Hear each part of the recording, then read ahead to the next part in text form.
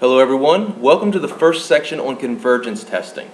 There are multiple tests that we have to learn. I think there's 6 that we do in this class. And today we're going to talk about the first 2, the nth term test and the integral test. So this is section 8.3.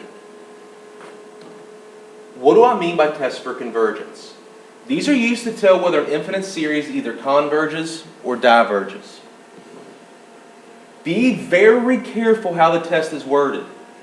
Just because a test doesn't show divergence doesn't mean it automatically shows convergence.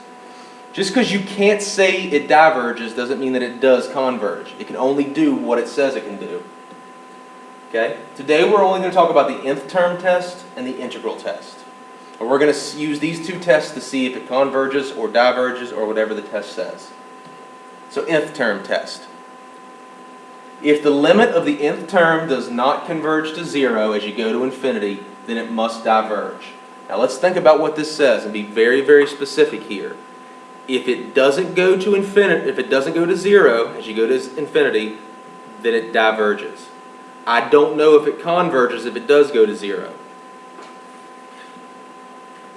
If the nth term limit is 0, the test fails. You can't say anything.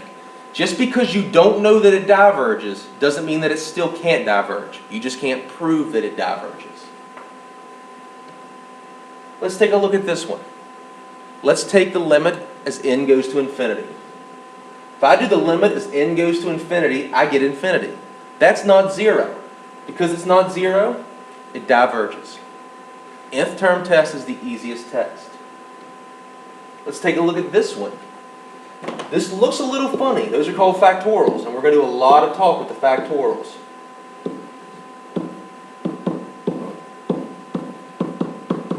But a long time ago, we talked about powers and stuff like that. Big over small, small over big, same over same. This is same over same, so this rule still applies. It's 1/2. 1/2 is not 0, so this one diverges. Okay? I have to get 0 or else it diverges. Let's take a look at this one.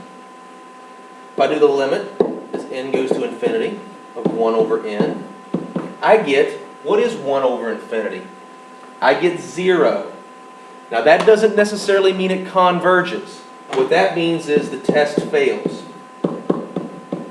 And when the test fails, I need to use another test. When the test fails, I have to use another test. So the nth term test is the first test because it's the easiest.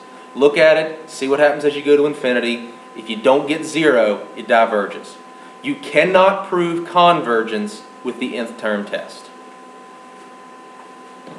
Let's take a look at the next one. Let's look at the integral test. Basically, they're saying that if it fails the nth term test, integrate it and see what happens. See if it converges or diverges. And it does not matter what number it starts at. Now, this is important. Let's say this answer is 5. That doesn't mean that this answer is 5. It's just saying that they both converge. Maybe not to the same number, but that they both converge. We're not finding what it converges to. We're finding if it converges. Let's take a look at this problem.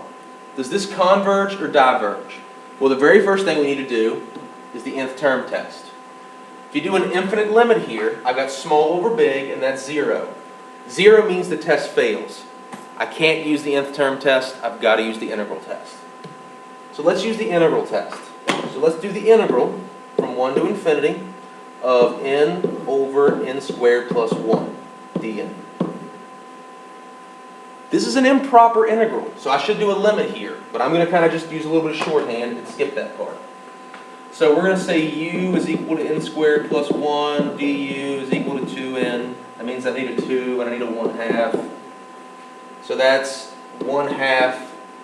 1 over u is the natural log of the absolute value of u.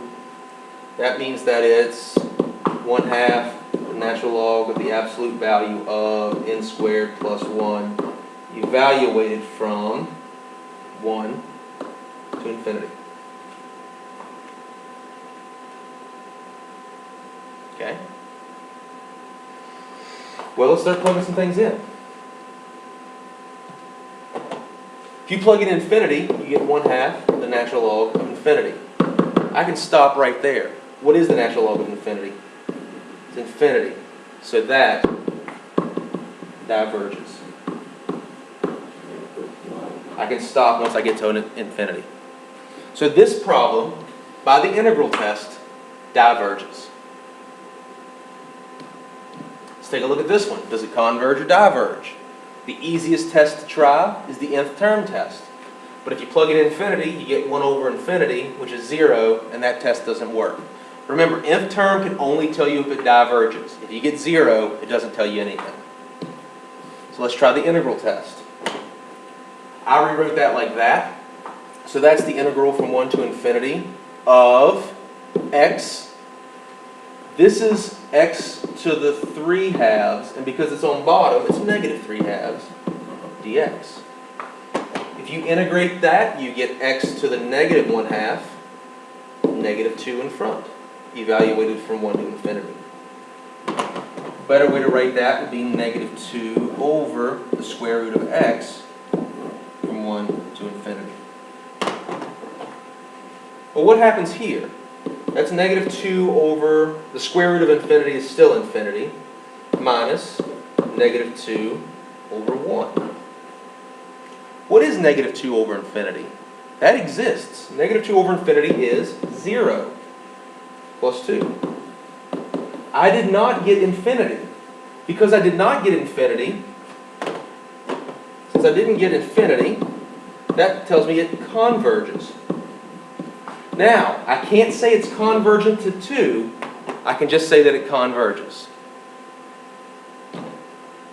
So, the two tests for today were nth term test, take the limit as it goes to 0, if it's not, or limit as it goes to infinity. If you don't get 0, it's divergent. If you do get 0, we've got to try another test.